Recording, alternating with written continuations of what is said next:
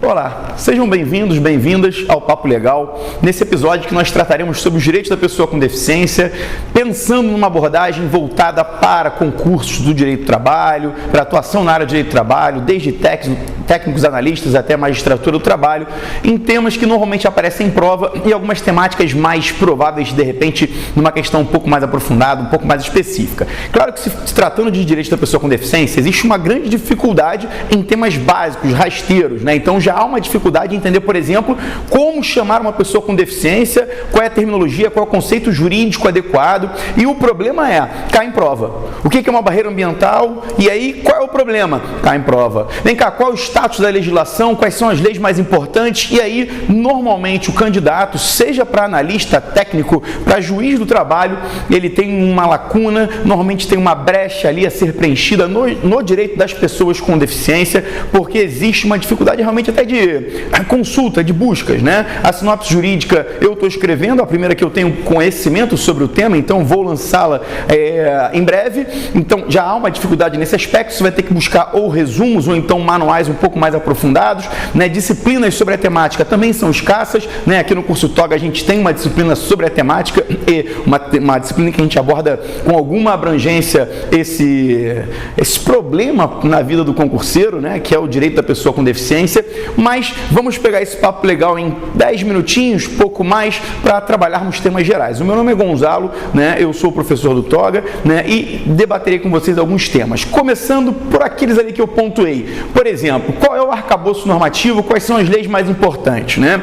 Tem que saber, primeiro, do Decreto 6949. O Decreto 6949 de 2009 é um decreto com status de emenda constitucional, o único decreto com tal status, porque observou a aprovação na forma do artigo 5º, parágrafo 3º da Constituição, ou seja, observou um trâmite mais rigoroso legislativo, né, votado nas duas casas, em 2 turnos, 3/5, obedecendo à perspectiva de aprovações de emenda constitucionais, e diante disso, o Decreto 6949, que é a Convenção Internacional sobre os Direitos da Pessoa com Deficiência, adquiriu o status de emenda constitucional, e já por decisão do STF, por exemplo, na ADI, né, na Ação Direta de Inconstitucionalidade, número 5357, com trânsito em julgado em março de 2017, foi confirmada, não que precisasse, porque já gozava de status legislativo e decreto executivo nesse sentido, mas foi confirmada como parte integrante do bloco de constitucionalidade, né, decisão do ministro relator Edson Fachin, acompanhada pelo plenário, né, confirmando o status de constitucionalidade, de bloco de constitucionalidade ao decreto 6949, que é o decreto, portanto, que vai validar todas as normas conexas ao direito da pessoa com deficiência no ordenamento jurídico brasileiro. Então, a primeira norma que tem que conhecer é essa, além, óbvio, da Constituição e seus dispositivos diversos. Outras leis importantes, a mais recente que tem caído mais é a Lei 13.146 de 2015, né, com vigor a partir de 2016, que é a Lei Brasileira de Inclusão / Estatuto da Pessoa com Deficiência. Uma resolução de extrema importância para os concursos dos tribunais é a Resolução 230 de 2016 do Conselho Nacional de Justiça, uma resolução muito importante e mais, para você que está pensando em área trabalhista, que aborda uma série de temáticas sobre direito do trabalho, jornada de trabalho reduzida sem redução de remuneração, de ganhos, né? Trata sobre a questão da prioridade, inova ao dar prioridade ao trabalhador, servidor com deficiência ou aquele servidor que tenha familiar com deficiência no sistema de home office, né? Inova, por exemplo, reservando vaga para todo servidor com deficiência nos tribunais e áreas conexas. Então, na verdade, vai além do que a lei previa em termos de prioridade, traz a questão da redução de jornada sem redução de ganhos de forma inequívoca, tanto para o servidor quanto para o servidor com familiar com deficiência. Então, uma resolução extremamente importante e que certamente será muito cobrada, em especial nas provas ligadas aos tribunais. Mas não tem só essas leis, temos também, por exemplo, né, a Lei 1048, que é a lei da prioridade, a Lei 1098, que é a lei da acessibilidade, ambas de 2000, regulamentadas pelo Decreto 5296 de 2004. Temos, por exemplo, a Lei 7853 de 89, que é a lei da integração, regulamentada, que é pelo Decreto 3 3298 de 99. Então, esse é o arcabouço principal. Para concursos, aparecem outras leis, né? Aparece a 11.126 do Cão Guia, 8899 do Passe Livre e outras que aparecem nos editais. Mas esse é o arcabouço principal. Saiba que existe um decreto com status de emenda constitucional que você tem que conhecer e essa resolução 230 de 2016, em especial para quem quer tribunal. Bom, passado o arcabouço jurídico, lembra do conceito de pessoa com deficiência? Pois bem, o conceito atual é o da convenção, é o do decreto 6949 de 2009, reproduzido que foi na Lei Brasileira de Inclusão 13.146 de 2015, artigo 2º, que trata ali a questão da deficiência como um impedimento de longo prazo, que seja um impedimento e a deficiência vinculada à questão mental, intelectual, sensorial ou física. Então, pessoa com impedimentos de longo prazo, sensorial, mental, intelectual ou físico, que na interação com barreiras ambientais tenha dificuldades ali, apresente situações de perda frente aos demais, que não têm deficiência. E aí esse conceito de pessoa com deficiência, que será regulamentado ainda, o biopsicossocial, né, ele passa pelo conceito de barreiras, que foi a outra abordagem que eu dei no início. E o que é uma barreira? Genericamente, a barreira pode ser ambiental. Barreira ambiental é aquela barreira que pode ser, por exemplo, arquitetônica. Né? O que é uma barreira arquitetônica? É uma barreira dentro de um prédio, não tem elevador, por exemplo. O que é uma barreira urbanística? É a barreira da rua, é quando aquela calçada não é preparada. O que é uma barreira tecnológica? Pensa num ônibus, né? Ali para você entrar no ônibus e passar o seu cartãozinho, né? Aquela estrutura, por exemplo, tem que estar numa altura para quem tem baixa estatura, onanismo, né? Uma pessoa cega, né? É importante que esteja sempre no mesmo lugar para que ela possa passar o cartão dela. Então, existem uma série de barreiras. Uma barreira atitudinal, por exemplo, é uma barreira caracterizada por uma postura capacitista. Gonzalo, o que é capacitismo? Capacitismo é uma postura de discriminação contra a pessoa com deficiência. Não tem o racismo em relação ao negro, o machismo em relação à mulher. Então, a pessoa com deficiência, ela sofre capacitismo. É quando você olha para aquela pessoa com deficiência e fala, essa pessoa não pode trabalhar, essa pessoa não vai conseguir trabalhar. E, na verdade, ela consegue trabalhar, né? E até sobre a questão do direito do trabalho, que é o nosso foco maior, onde a gente vai debater um pouco mais aqui,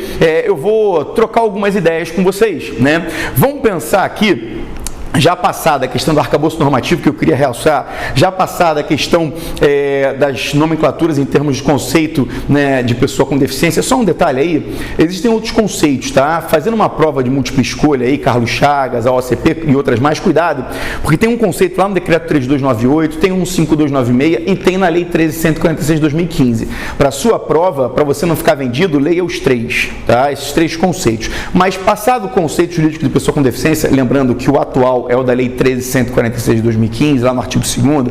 Passado o conceito, a gente viu as barreiras, não foi? E aí, dentro dessas barreiras, eu fui para a atitudinal. Por quê? Porque eu quero puxar agora a questão do direito ao trabalho. Por que eu quero puxar a questão do direito ao trabalho? Por razões óbvias. Vocês estão pensando em carreiras voltadas à área trabalhista. E, por óbvio, as provas tendem a cobrar mais questões conexas à questão do trabalho.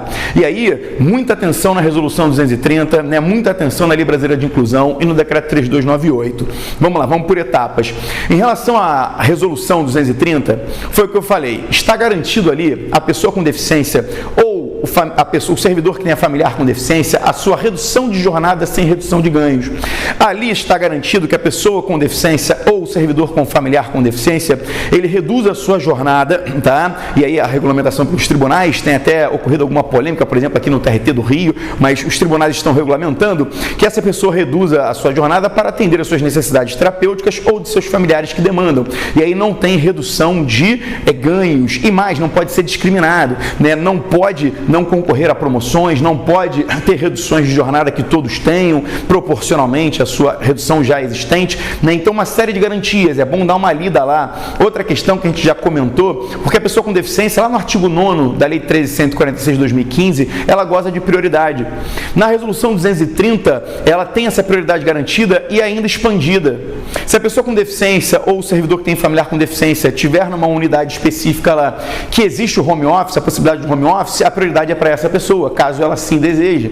Então, tem que dar uma olhada. No que tange à Lei Brasileira de Inclusão, eu ressalto, por exemplo, o Decreto 3298, artigo 35, já caiu em prova algumas vezes, a colocação competitiva, a colocação seletiva, né? A colocação competitiva de trabalho da pessoa com deficiência ou a colocação seletiva, né? Ali você vai perceber que competitiva independe, né, de ações específicas, embora permita essas ações específicas também. Já a seletiva depende de ações que facilitem o processo de inclusão dessa pessoa no mercado de trabalho. Então é importante que você esteja antenado com isso e pensando em provas ainda mais gerais, né? Porque são temáticas ainda mais simples, muito letra da lei. Por outro lado, pensando numa prova mais específica, já caminhando para o final dessas dicas, mas já deixando aí, e temos o curso lá de várias horas, que você pode buscar, não tantas horas, são 8 horas e que cobrem bem muitos exercícios, muitas questões para a gente poder aprofundar a temática, que alguns concursos, a pessoa com deficiência, o direito tem um caráter eliminatório, no outro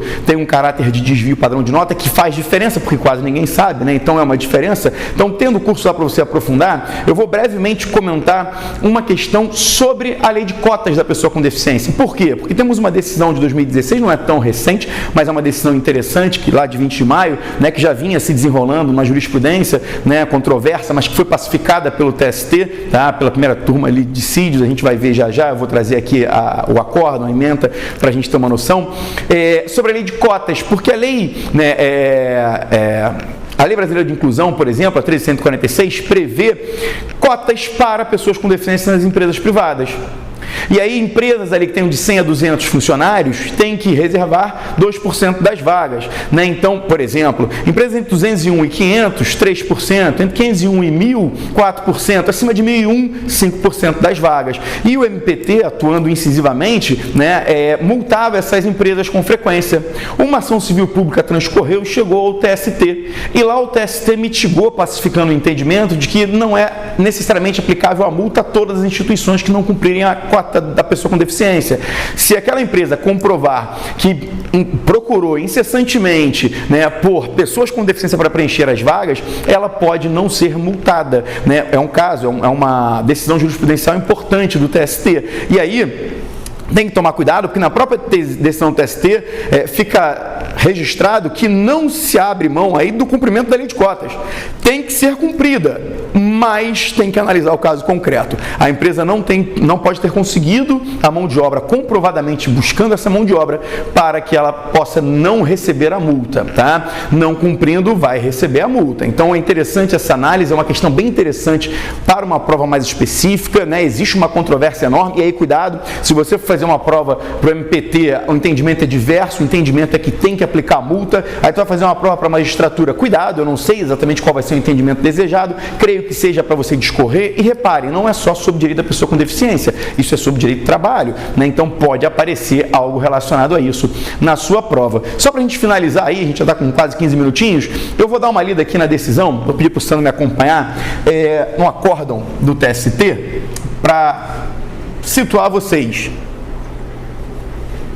Se trata de um embargo, é em embargo de declaração, é em recurso de revista, tá? De número 658200-89 2009-509-0670, tá? Então, só reprisando aí, TST, EDRR, embargo de declaração, recurso de revista, 658200 89 2009 509 0670, tá?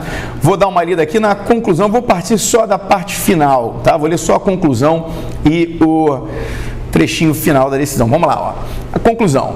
A teor do artigo 93 da Lei 8213 de 91, que é uma lei sobre previdência social, mas que prevê no seu artigo 93 as cotas que eu agora acabo de citar, a empresa com 100 ou mais funcionários deverá preencher de 2% a 5% de seus cargos com beneficiários reabilitados ou pessoas com deficiência.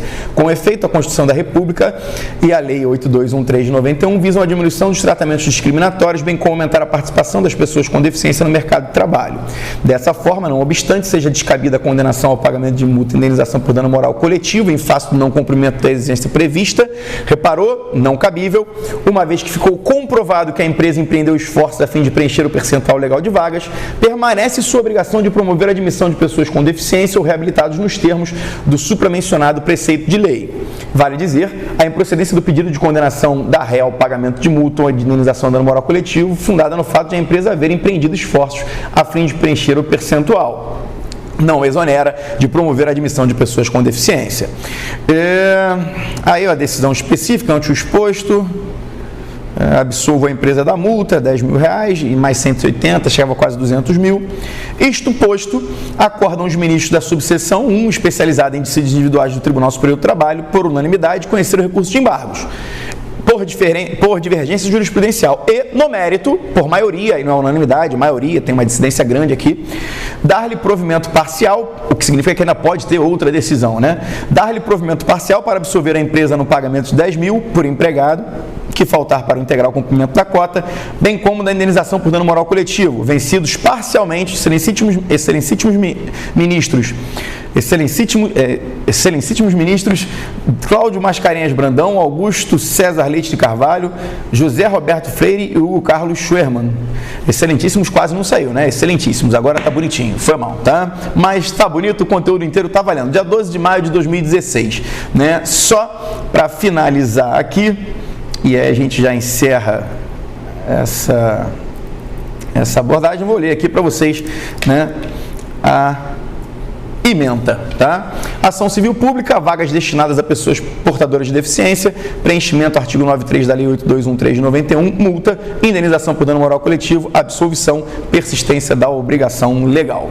Tranquilo? Espero que tenha sido proveitoso para vocês. Há muito mais que se falar, mas por hora ficaremos nessas abordagens específicas. Boa prova para vocês, seja onde for, tá? E busque lá no TOGA o nosso curso para que você tenha as outras temáticas e tenha uma diferença em relação aos demais candidatos. Forte abraço!